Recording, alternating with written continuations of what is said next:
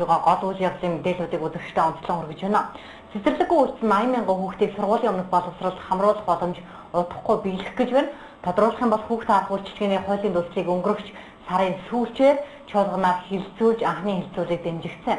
Тэгвэл тус хууль батлагдсанаар ямар үр дүн гарах талаар одоо үзэгчдэнд хүргэе. Манай сэтгүүлч Бажин Амины мэдээллийг бэлтгэсэн байна. Хамгаалах асуудал өнөөдөр нийгмийн өмнө тулгамдсан асуудал болж байгааг бүгдээрээ мэдж байгаа. Үүнийг шийдвэрлэх үүднээс Монгол Улсын ерөнхийлөгч хүүхэд харах үйлчилгээний тухай хуулийн төсөл боловсруулж улсын хурлын даргад өргөн барьсан. Улаанбаатар хотод өнөөдрийн байдлаар ганц сургууль цэцэрлэггүй 73 хороо байдаг. Хуулийн төслөөр бол хүүхэд харах үйлчилгээний төвөгсөн аль биесны нэг ч энэ ажлыг гүйцэтгэх гэх юм. Мөн хүүхэд харах ажлыг 18-аас 60 хүртэлх насны эрүүл халтур төвчнгөө бүрэн дуудаас дээш боловсролтой хүмүүс эрхлэнэ гэж хуулийн төсөл заасан байдаг. Хүүхэд харах үйлчилгээний төвийн нэг бүл хүүхдийн тоо 20-с илүүгүй байхаар тооцсон. 20-с 3 насны хүүхэд харах үйлчилгээнд харин 4-с 5 насны хүүхэд улсын цэцэрлэгт хамрагдах боломжтой. Тэгэхээр энэ онд 2014 онд энэ цэцэрлэгийн хүүхдийн үйлчилгээнд улсын төсвөөс 221.5 тэрбум төгрөг зарцуулж байгаа. Эх онд 246.8 тэрбум зарцуулахаар төсөөлөгдсөн байна. За тэгэхээр Монгол Улсын нийгмийн эдийн засгийн өнөөгийн нөхцөл байдал нөөц бололцооноос хамаарч 2-5 насны хүүхдийг сургуулийн өмнөх боловсролд одоо энэ хүү одоо бас бүрэн хамруулж чадахгүй байгаа. Тэгэхээр Монголын нийгмийн өмнө тулгамдаад байгаа энэ асуудлыг төр хувийн хвшлийн оролцоотойгоор шийдвэрлэх үүднээс хүүхэд харах үйлчилгээний тухай одоо хуулийн төслийг боловсруулсан байдаг. Тэгэхээр энэхүү хуулийн төслийг одоогоос яг 7 хоногийн өмнө улсын хурлаар бол анхны хилцүүлгийг бол хийсэн байгаа. Тэгэхээр энэхүү улсын хурлын анхны хилцүүлгээр бол энэхүү хуулийн төсөл дэмжигдэж байнгын орол бол шилжсэн байгаа юм а. Тэгэхээр энэхүү хүүхэд харах хуулийн төсөл дэмжигдснээр ямар өөрчлөлт гарах вэ гэдгийг одоо бас графикаар үзэж та бүхэнд бас тайлбарлан үзүүлье. Тэгэхээр одоогийн байдлаар цэцэрлэгт 80 мянган хүүхэд бол хамрагдаж чадахгүй байгаа. Тэгэхээр сар бүр бол одоо энэ хар хөнгүү улмаас 15-аас 17 хүүхэд бол хорвоогийн мөнх босыг бас үзүүлж байна гэсэн ийм судалгаа гарсан.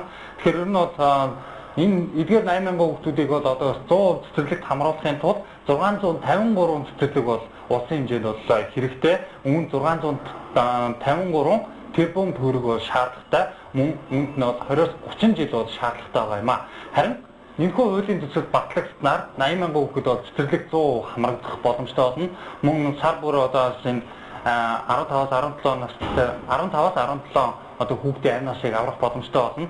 Мөн 30 мянган иргэн одоо ажлын байртаа болох мөн одоо 30 мянган иргэн ажлын байр одоо хайх боломжтой болно. Үүнээсээ 10 мянган иргэн бол одоо ажлын байртаа болно.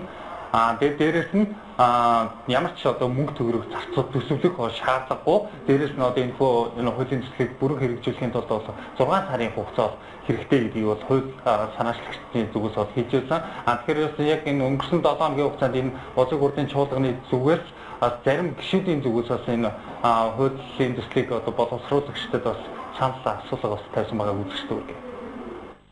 Хууль санаачлагчдаас нэг зүйлийг тодруулъя. За энэ хууль батлагдвал эцэг их бас ямар хариуцлага ямар зардал гарах вэ? Эцэг ихний оролцоо, үүрэг, хариуцлага ямар байх вэ? Энэ пропорт харьцаа нь одоо ямар хөө харьцаатай байна? Одоо би ойлгож байгаа сургуулийн өмнөх боловсрол цэцэрлэгийн ажилд хоолны мөнгийг 100% улсаас гаргаж байгаа гэж ойлгож байгаа. Ховсох зардлыг бас улсаас гаргаж байгаа гэж ойлгож байгаа. Энэ зарчим бас цаашдаа өөрчлөгдөх үү? Хоёр тусалтай үед бол тэр тараасан материал тамцуулаад байж байгаа. Ерөнхийдөө бол хууль тусгаснаар бол улсын төсвөөс хүүхэд бүртгэл 116 мянган төгрөг болохоор харин эцэг эхчүүдийн хувьд бол мэдээж хэрэг бас тодорхой хэмжээний зардлыг гаргах хэрэгтэй. Энэ дээр бол бидний хийсэн тооцоо судалгаар нь 60-аас 80 мянга орчим төгрөг байх юм байна гэж төсөөлж байгаа. Тэгээд яг хэрэгжүүлэхэд энэ тооцоо судалгаас нэгтлэх хэрэг гарах үгүйсгүй. Ямар сурчсан байдлаар тооцож үзэхэд бол иймэрхүү хэмжээний мөнгөд өнгөрч байгаа. Хүүхэд харах үйлчилгээ болоо энэ нийгмийн үйлчилгээний шинэ хэлбэр юм байна. Тэгэхээр энэ хуулийг өргөн барьснаар цэцэрлэгийг устгах гэж байна. Сургуулийн өмнөх боловсролын системийг байхгүй болгох гэж байна гэдэг шүүмжлэл бол нэлээд дагуулад байгаа. Тэгэхээр энэ дээр би нэг зүйлийг хэлмээр байгаа. Энэ бол цоошин нэг төрлийн үйлчилгээ. Өөрөөр хэлбэл 2-5 насны цэцэрлэгийн хүүхдүүд хоёр төрлийн үйлчилгээ авч болох юм байна. Нэгдүгээр хүүхэд харах үйлчилгээ, хоёрдугаар сургуулийн өмнөх боловсрол буюу өнөөдрийн цэцэрлэгийн үйлчилгээ. Энэ хууль батлагдсны дараагаар маш олон хүүхэд харах үйлчилгээний төвүүд нэгдээд өрсөлдөөн бий болоод ирэхээр 2-3 жилийн дараа бол одоогийн байгаа төрийн цэцэрлэгт хүүхдээ өгөх, эсвэл хүүхэд харах үйлчилгээ одоо илүү сайн чанартай хүүхэд харах үйлчилгээний төвүүдэд хүүхдээ өгөх гэдэг маань эцэг эхийн өөрсдийнх нь бас юм сонголтын асуудал болж ирэх байхаа гэж бодож байна.